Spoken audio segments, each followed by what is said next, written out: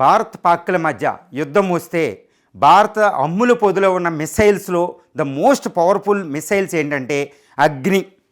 ఈ అగ్ని 1 నుంచి 5th వరకు ఉంటుంది. అగ్ని 5 అనే మిసైల్ రేంజ్ ఎంతంటే 5000 కిలోమీటర్స్. కానీ ఇది అబద్ధం. యాక్చువల్గా రక్షణ శాఖ పరిశోధకుల అభిప్రాయం ప్రకారం ఇది 8000 నుండి 10,000 చదరపు కిలోమీటర్ల ప్రాంతాన్ని ఎక్కడైనా మనం దాడి చేయొచ్చు.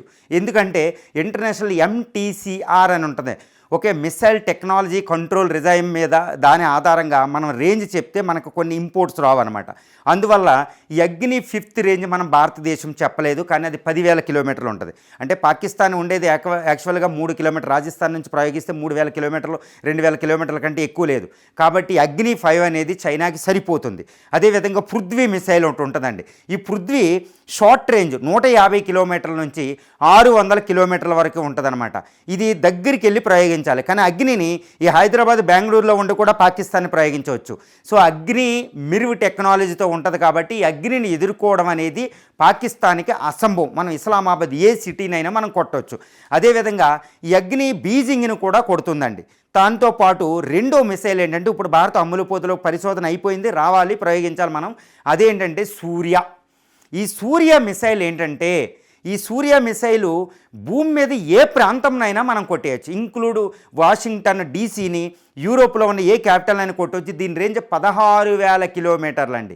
అంటే భూమి మీద ఏ ప్రాంతం మీదైనా మనం దాడి చేయొచ్చు. అది సూర్య మిసైల్ రెడీగా ఉంది. ఇది చైనాని టార్గెటెడ్గా మనకు వస్తుందన్నమాట. ఎందుకంటే ప్రపంచంలో సూపర్ పవర్ అయిపోయిన తర్వాత భూమి మీద ఏ ప్రాంతాన్నైనా కొట్టే మిసైల్ మనకు వస్తుంది. అది సూర్య మిసైల్. దీంతోపాటు ఇంకా కొన్ని మిసైల్ బ్రహ్మోస్. ఈ బ్రహ్మోస్ మిసైల్ క్రూయిజ్ మిసైల్. ఇదేంటంటే క్రూయిజ్ అంటే ఏమి లేదండి, మనకి బాలిస్టిక్ మిసైల్, క్రూయిజ్ అంటే బాలిస్టిక్ అంటే భూమిని వాతావరణంలోంచి అంతరిక్షంలోకి వెళ్ళి అంతరిక్షం నుంచి తిరిగి భూమి మీదకి వస్తుంది. వేరే క్రూయిజ్ మిసైల్ అంటే కేవలం భూ వాతావరణంలోనే వెళుతుందనమాట. ఈ బ్రహ్మోస్ మిసైల్ తిరుగులేని అస్త్రం అనమాట. అసలు ఆ ఎదుటి శత్రువు దాన్ని ఆపడం అనేది అసంభవం, దాన్ని గుర్తించడం కూడా కుదరదనమాట. ఇంక్లూడ్ చైనాకు కూడా కుదరదండి. ఇది భూమి మీద 2-3 మీటర్ల ఎత్తులో వెళ్తుందన్నమాట జిగ్జాగ్గా. కాబట్టి దాన్ని రాడార్లు పసిగట్టలేవు. ఇది బ్రహ్మోస్ మిసైల్. తర్వాత బ్రహ్మోస్ ఏంటంటే ఈ మిసైల్ యొక్క స్పీడ్ ఇంపార్టెంట్ అండి. ఈ స్పీడ్ ఏంటంటే మ్యాక్, ధ్వని వేగం కంటే 3 రెట్ల వేగంతో ప్రయాణిస్తుంది బ్రహ్మోస్, అది ఎక్కువ. తర్వాత సూర్య అగ్ని ఏంటంటే ఒక్కసారి అంతరిక్షంలోకి వెళ్ళాక మ్యాక్ 10 స్పీడ్తో ప్రయాణిస్తాయి. అందువల్ల దాన్ని ఆపడం అసంభవం అనమాట.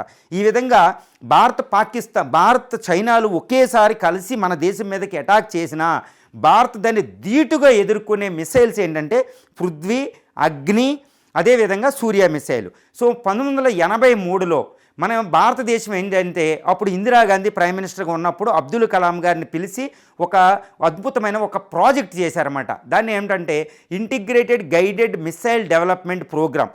దానిలో భాగంగా 6 మిసైల్స్ని మన హైదరాబాదులో DRDO అదేవిధంగా BDL తయారు చేస్తాయి, భారత డైనమిక్స్ లిమిటెడ్ తయారు చేస్తాయి అనమాట.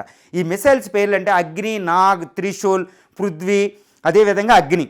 దీని తర్వాత ఆకాశ్ అని ఒకటి ఉంది. ఈ 6 మిసైల్తో పాటు ఇప్పుడు సూర్య తయారు చేసింది. ఇవి ఖండాంతర క్షిపణులు. ఖండ అంతర అంటే ఏ ఖండం మీదకైనా వెళుతుంది కాబట్టి ఖండాంతర అంటారు.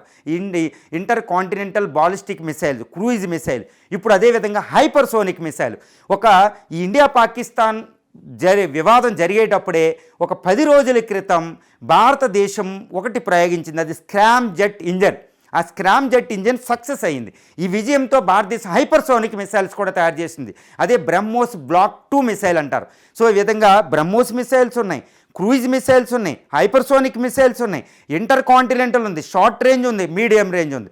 సో ఈ మిసైల్ టెక్నాలజీలో మన భారతదేశం చైనా, రష్యా, ఈవెన్ అమెరికాతో కూడా సరితూగలదు. కాబట్టి చైనా, పాకిస్తాన్ వాళ్ళు ఒకేసారి 2 ఫ్రంట్ వార్ చేస్తే మనం ధీటుగా ఎదుర్కోవడానికి కావలసిన శస్త్రాలు మన మిసైల్స్ రూపంలో ఉన్నాయి. కాబట్టి భారతదేశానికి తిరుగులేదు. భారతదేశం ఏ దేశాన్ని ఎదుర్కొంటుంది. అసలు భారతదేశం మీద చైనా, రష్యాలు అంటే కన్నెత్తి చూడడానికి కూడా భయపడుతుంది.